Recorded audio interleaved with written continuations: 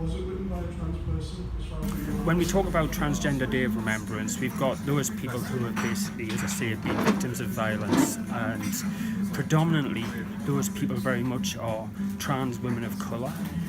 A lot of them are sex workers. There's reasons why they're engaged in sex work, as often in countries where they can't get access to medical care, so they engage in that work to basically facilitate medical care. There's also a large number of those deaths that are attributed to migrants, and I guess we're fortunate in the UK in the sense that that's not us. We're not dying, and I think it's really important that we basically make that point.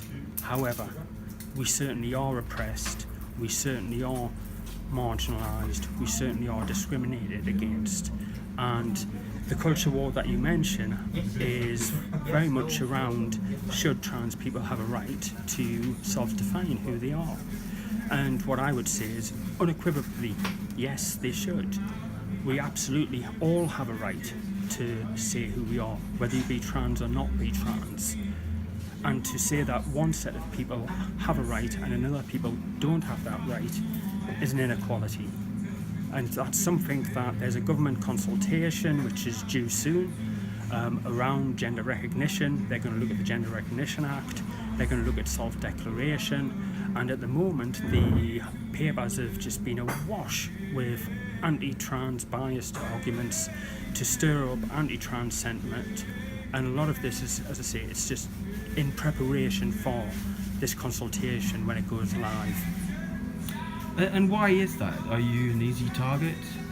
Well, historically, we're a very marginalised group. The Women and Equality's parliamentary inquiry into transgender equality, which happened in 2016, was cross-cutting across through all areas of society where it said that we were discriminated against. There wasn't any place where there wasn't an issue for trans people.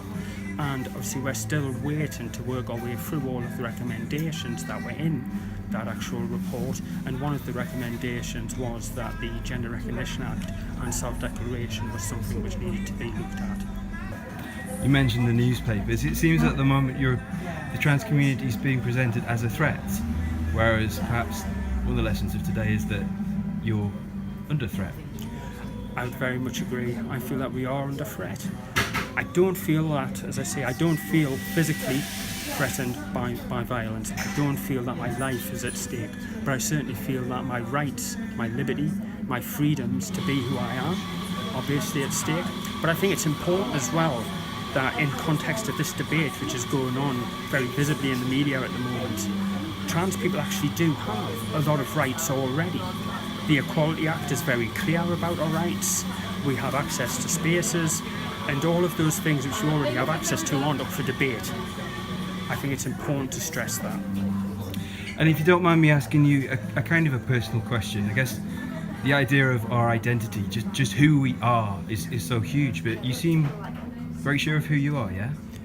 I'm very sure of who I am. I went through a period of my life where I wasn't so sure, when I was trying to work things out, where I perhaps didn't have the language and the knowledge that I actually have now, and certainly I didn't have the confidence.